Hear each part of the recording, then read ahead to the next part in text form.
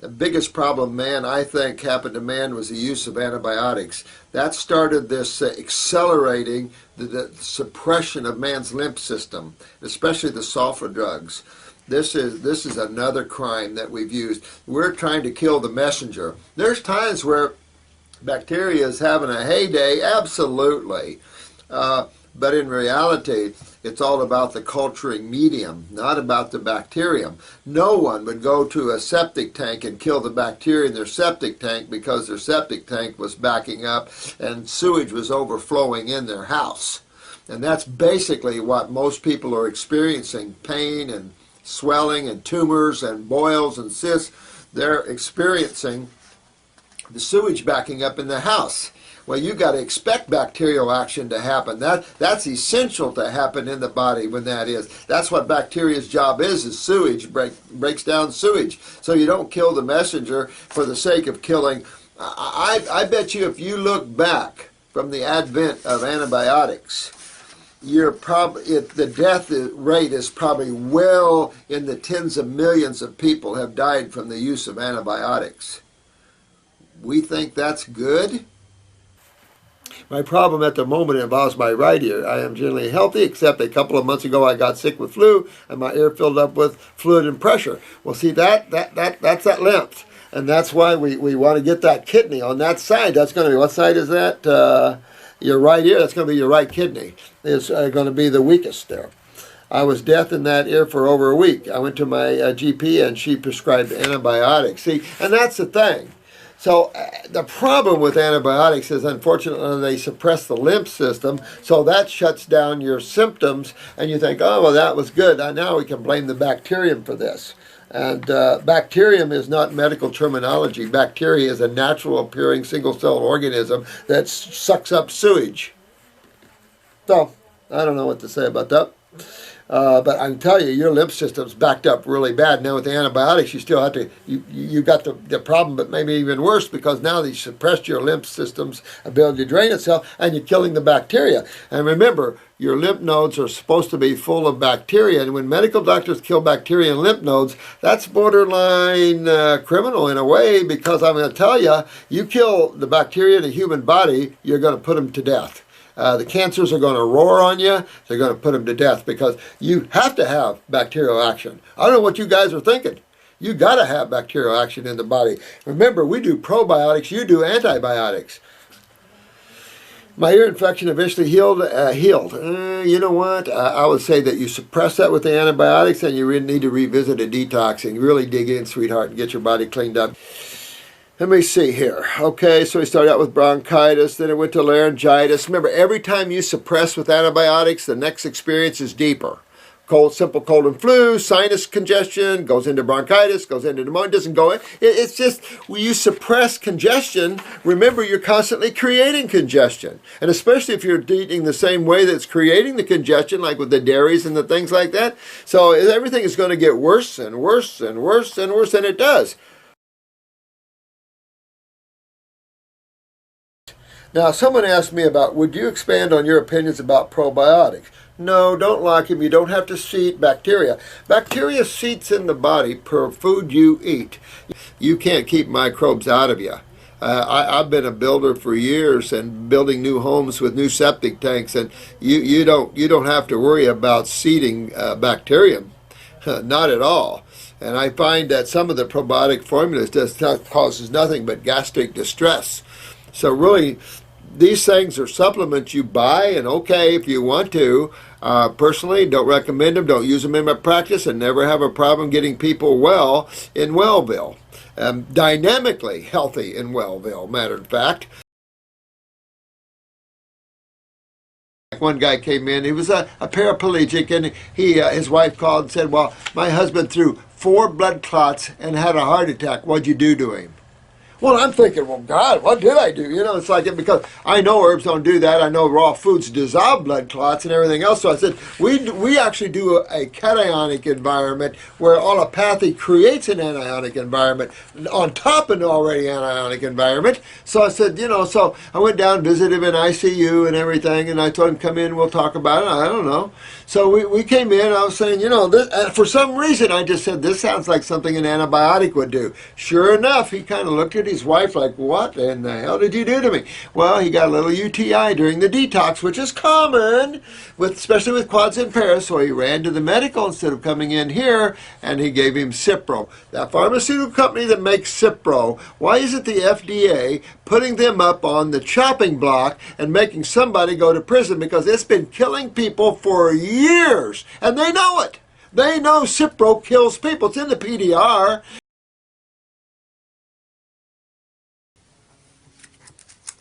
This question is about colloidal silver and ionic silver. I do not recommend isolating silver. Not at all. Look at the man that turned blue. A lot of people are getting blue fingertips and stuff. I do not recommend isolating chemistry at all. We have too many great herbs as antifungals. And healers, nothing beats golden seal and comfrey for healing. And yet, you know, people are please don't do the silvers. That's not a way to go to health.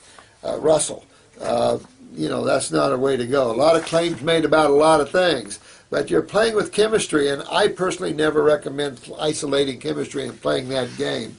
Far-reaching effects, and so don't do it, in my opinion. You really want to go to the herbs. That's where you find the goodies. Sulfur is definitely antagonistic to different chemistries. Of what? You know, when it's an acid, you can just about figure that it's antagonistic to calcium, because that's the first thing that the body draws to fight these.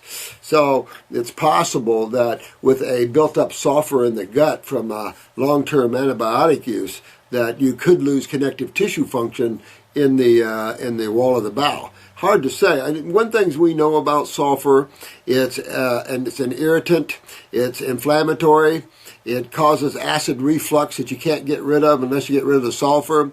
It is a fungal proliferant. It highly suppresses the lymph system. And I think when people say antibiotics, I think you have to understand that there's more than just an antibacterial action to an antibiotic. Whenever you bring in excess chemistry of one kind, it's going to be antagonistic to another. Remember, we talked a lot about isolates and the fact that you can't use isolates in a world where chemistry is synergistically bonded and ratioed. Properly ratioed. Man doesn't know how to properly ratio chemistry like God does. We're lost. We have as many opinions as we have minds. Another problem with sulfa drugs is that they increase the risk of developing kidney stones.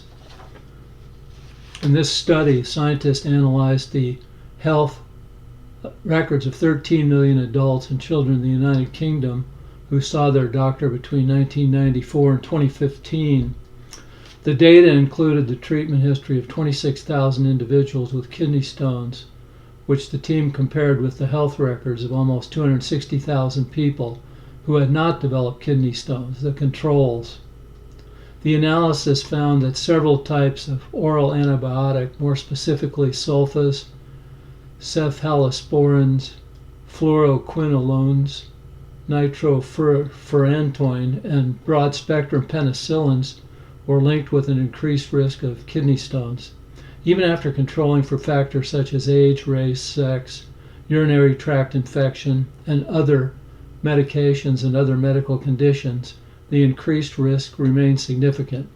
Those who received sulfa antibiotics were twice as likely as people in the control group to develop kidney stones, while the individuals who received broad-spectrum penicillins were 27% more likely. The association was found to be strongest among children and adolescents. The increased risk of kidney stones remained high even several years after the participants were exposed to antibiotics, but the researchers did find that the risk decreased over time.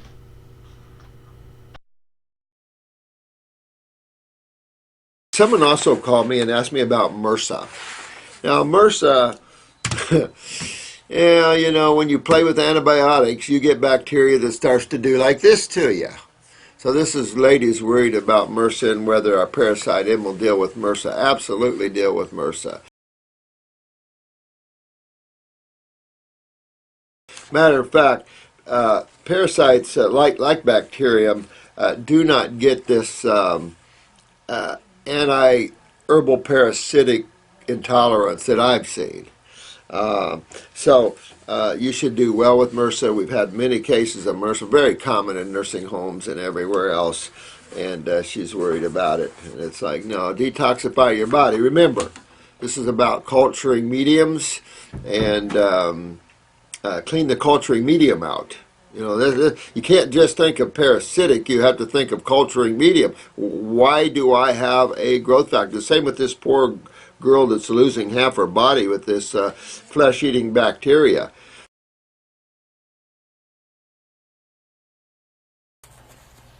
My current problem is that I have eczema on big areas on my body, legs, arms, abdomen, and back, which is still spreading, and I am not able to stop it. That means that you have not gotten in deep enough, and you haven't got your kidneys filtering, and this is going back to kidney filtration. Pee in a jar and take a look at your urine, because there has to be sewage in it to be filtering. You wouldn't think something as minor as a lack of filtration could cause such a problem, but it's a big problem. You have to eliminate waste. You don't eliminate water and some minor chemistry. You eliminate waste from 100 trillion cells, and think about this. And you don't want your skin to primarily do it. And that's what's happening with you, is your skin is primarily being your elimination organ. And that means your kidneys are not doing it for you. But that would also explain the lungs and things like that as well, given that dairy products are immediate congestion with lungs up. There are many small weeping holes in my skin, and that weeping is interstitial fluid. That's lymph. That's mucousy lymph fluid, and that's what I'm saying. That's your lymph system, and it should be opened up and going the other way. The affected areas are very itching. Well, I'm sure you got a lot of fungus in there as well. You know, by the time your lymph is down, you realize the adrenals are down. By then, you start to see blood sugar problems. These are universal problems that we all face. The dermatologist told me that it is not caused by moles and want to use antibiotics and hormones for healing. Now, no one that I know of through all these years of acne and cystic acne and psoriasis ever gets cured of it by taking antibiotics and through dermatologists. I've never seen a dermatologist. It can go away temporarily when you get the bacterial action and you're suppressing with the bacterial action of an antibiotic and the lymph suppressing factors of the antibiotics. Yeah. Then you're going to see, you can see, but there's going to be a point where you're too chronic. There's nothing to suppress anymore. That is all, it's just because of the use of antibiotics. The seriousness of using antibiotics on this, again, is killing the bacteria in the lymph nodes. You do that and you're setting yourself up for serious, serious problems. Bacteria are not after the cells, they're after the sewage in the body. You got plenty of macrophages and monocytes. You got plenty of cells that eat other cells up, you know, to take care of cells that are damaged. But you got the bacteria, particularly for the trash, and that's essential. Killing them has never been a smart idea, ever.